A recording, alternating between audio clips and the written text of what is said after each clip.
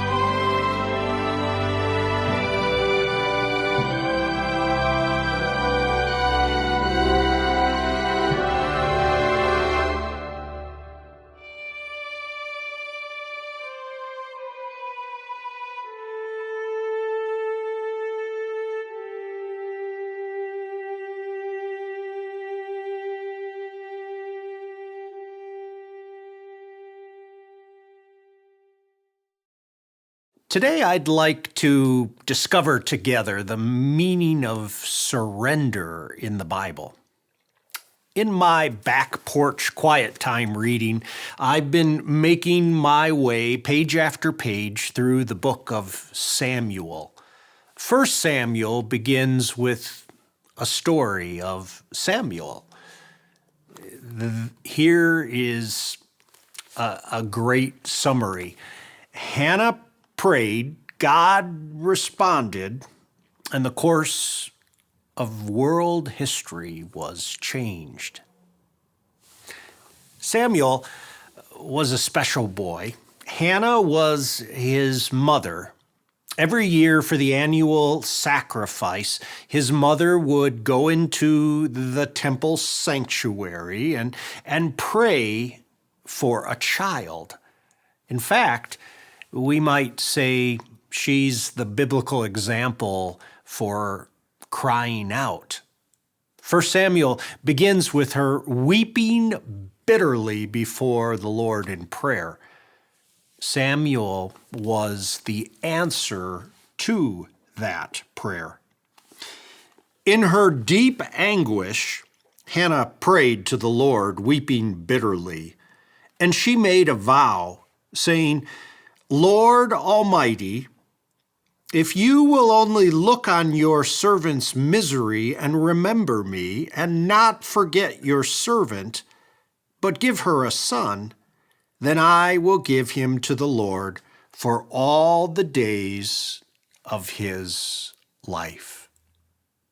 Hannah had made a vow that if he answered her prayer and gave her a son, then she would give that son to the Lord for all the days of his life. Samuel was born, and when he was of age, she fulfilled her promise. "I prayed for this child, and the Lord has granted me what I asked of him. So now I give him to the Lord. For his whole life he will be given over to the Lord.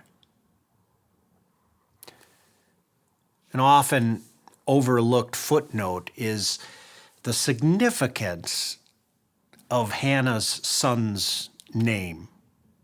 Rather than choose a common name, she selected one taken from two Hebrew terms, meaning listen to and God.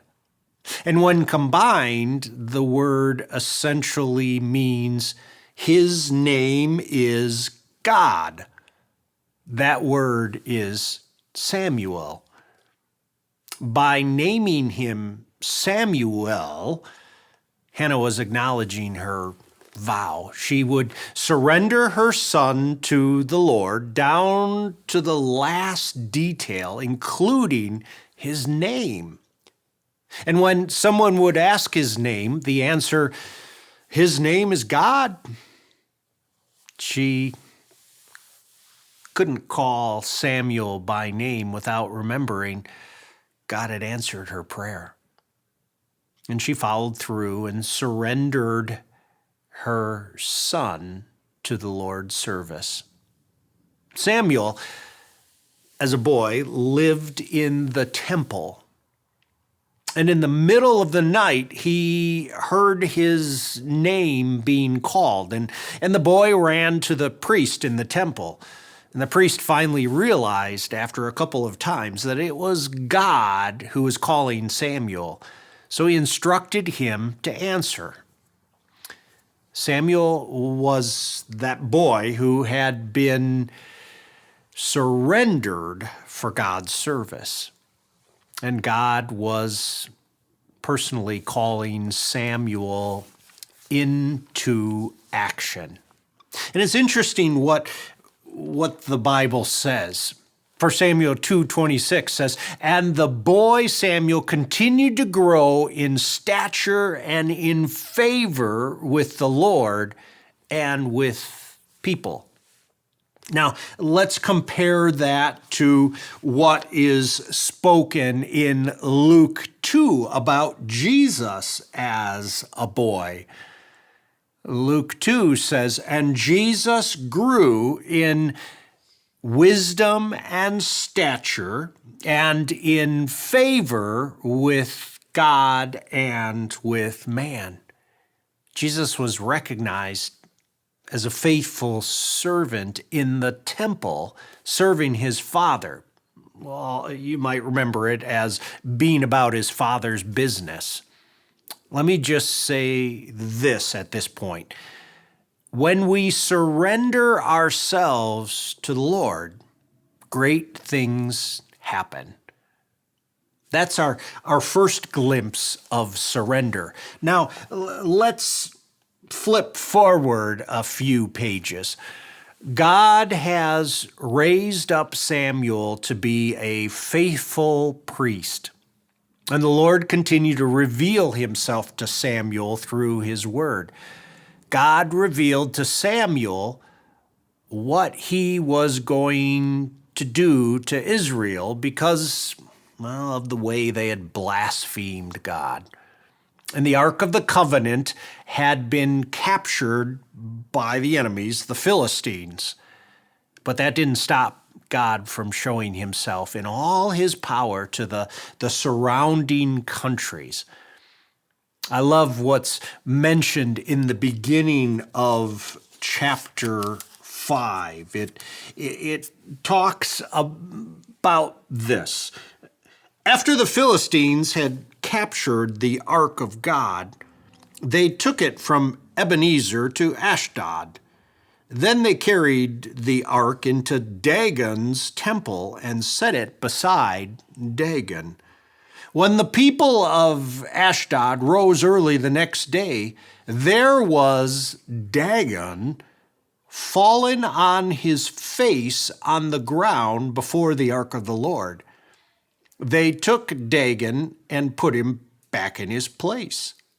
But the following morning when they rose, there was Dagon fallen on his face on the ground before the ark of the Lord. His head and hands had been broken off and were lying on the threshold. Only his body remained. God puts unholy things out of his way. He will not share his glory. What is God in the process of removing from your home or your office or your phone or your computer? Just let that thought sink in, and we'll talk more about that later, because that's part of what it means to surrender. Okay, back to Samuel. So the Philistines wanted to get rid of the ark of the Israelites. Another example of what God does to people who don't recognize him. Do you think that might still be going on in some places today? 1 Samuel chapter 7. Then all the people of Israel turned back to the Lord. So Samuel said to all the Israelites, "If you're returning to the Lord with all your hearts, then rid yourself of the foreign gods and the Ashereths and commit yourself to the Lord and serve him only, and he will deliver you out of the hands of the Philistines." So the Israelites put away their Baals and Ashereths and served the Lord only. You see, God had brought back the Ark of the Covenant because the enemies realized what was happening with it in their midst. It was God's very presence. And so now Samuel's calling out God's people to say, hey, get rid of anything else that's getting attention away from God. Why do you have idols? Why do you have these things? Get rid of all of those and return to the Lord. Surrender to the Lord. Samuel's message was, commit yourselves to the Lord and serve him. Surrender. Get rid of everything that doesn't honor God, that takes attention away. In the next chapter, Israel asks for a king. Samuel warned them what a king would do. He said, a king will take away your sons and your daughters into his servitude, and they will tax your work, and on it goes like that. And then we see this in chapter 8, verse 19. But the people refused to listen to Samuel. No, they said, we want a king over us. Then we will be like all the other nations, with a king to lead us and go out before us and fight our battles. But the Lord anointed a king. And very clearly, God instructed Samuel to make Saul king. And Saul was anointed and told the message of God. Turn another page or two, and after some successes, the new king has a big ego and has forgotten that the Lord their God was the one who was winning their battles for them. So here was the call of surrender. Samuel voices it in this way. Now, here is the king you've chosen, the one you asked for. See, the Lord has set a king over you. If you fear the Lord and serve and obey him and do not rebel against his commands, and if both you and the king who reigns over you follow the Lord your God, good. But if you do not obey the Lord, and if you rebel against his commands, his hand will be against you as it was against your ancestors. Obedience was part of surrender. Do not be afraid, Samuel replied. You have done all this evil, yet do not turn away from the Lord, but serve the Lord with all your heart. Do not turn away after useless idols. They can do you no good, nor can they rescue you because they are useless. For the sake of his great name, the Lord will not reject his people, because the Lord has pleased to make you his own. As for me, far be it from me that I should sin against the Lord by failing to pray for you. And I will teach you the way that is good and right. But be sure to fear the Lord and serve him faithfully with all your heart. Consider what great things he has done for you. It all sounds so good, except Saul, the king, did not surrender his heart to the Lord. You have done a foolish thing, Samuel said. You have not kept the command the Lord your God gave you. If you had, he would have established your kingdom over Israel for all time. But now your kingdom will not endure. The Lord has sought out a man after his own heart and appointed him ruler of his people, because you have not kept the Lord's command. The heart is everything. Submit. Serve God faithfully with all your heart. Obey. God seeks out people after his own heart. People fully surrendered to him. Saul rejected the word of the Lord, and therefore the Lord rejected him as king. Saul didn't obey. He didn't listen. He persisted in doing evil. God seeks out those after his own heart. What will happen, though, if we don't surrender? What could we have experienced? Yes, we're forgiven for the evil that we do. Our future is secure, but the Lord still calls us to surrender today. It's a question of who sits on the throne of your life. Christ is the anointed one. Jesus is the King of Kings. Are you willing to surrender to him? It's not a once-for-all decision, but the ongoing experience of yielding more and more of the territory of my life to the Lord of my life. What's God calling us to surrender? Every moment, every breath, every dollar, every decision. Who's in control?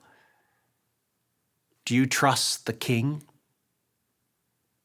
Are you ready to surrender? I love Romans 12 in the Message Bible. So here's what I want you to do, God helping you. Take your everyday, ordinary life, your sleeping, eating, going to work, and walking around life, and place it before God as an offering. Embracing what God does for you is the best thing you can do for him. Don't become so well adjusted to your culture that you fit into it without even thinking. Instead, fix your attention on God. You'll be changed from the inside out. Readily recognize what He wants from you and quickly respond to it. Unlike the culture around you, always dragging you down to its level of immaturity, God brings the best out in you, develops well-formed maturity in you. Let me wrap up with a story of what surrender looks like. A little church in Indiana had borrowed money to do some work on the building. Now, the mortgage was putting considerable strain on the little church's budget, and they considered their options. Should they try to sell some property? Perhaps they could rent space in the building. Asking for more money from their members didn't seem like an option. They're already giving sacrificially. So they agreed to ask God for money to give back to Him. They prayed a prayer of surrender like Hannah's. "Oh, Lord of hosts," they prayed, "if you will indeed look upon the affliction of your church and remember it and not forsake it, but if you will give us the funds from unexpected sources in addition to the money we are already receiving, then we will give those funds unto the Lord." Well, the very next day, one man received notice from his phone carrier that his monthly rate was being reduced. At first, he thought little of it. Savings was only $5 a month. But then he thought, now, when was the last time this happened? So he did some calculating and he wrote a check for the year's savings, $60, and he put it in the offering plate marked Hannah money. A young woman discovered $25 she'd tucked away some time earlier for safekeeping, and then she'd forgotten about it until it fell from its hiding place. Here was money from an unexpected source. She called it Hannah money and gave it to the church. The mortgage was reduced by exactly $25. Another person committed their $1,200 stimulus money. A businessman testified to getting a notice from a supplier that had been overcharging him. The supplier sent a refund of $1,500. That money was unexpected. The mortgage dropped again. One lady was joyous over getting an unexpected discount while she was out shopping, and her first thought was to treat herself to lunch, but then felt the Lord seemingly telling her, "This is Hannah money," and the mortgage fell yet again. A boy found $5 on the floor in the grocery store. He gave it to the store manager, but the manager gave it back. The mortgage decreased another $5. Consider maybe praying this prayer. Lord Almighty, if you will only look on my affliction and remember me and not forget me, but provide that which I can give back to you, then I will indeed surrender it fully to your glory. Amen. Our biblical blessing is the greatest surrender. I have been crucified with Christ, and I no longer live, but Christ lives in me. The life I now live in the body, I live by faith in the Son of God, who loved me and gave himself for me.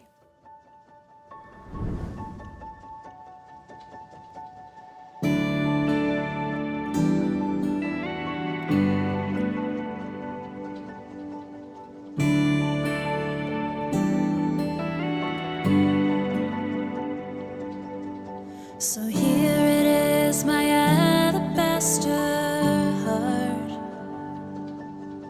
I'm keeping nothing back from who you are. No hidden treasure veiled by key or lock. You're a lifetime worth of worship, and that's only just the start. Here it is, my every waking day. The minutes, hours, the years of endless praise. For you're worthy far beyond all I could say.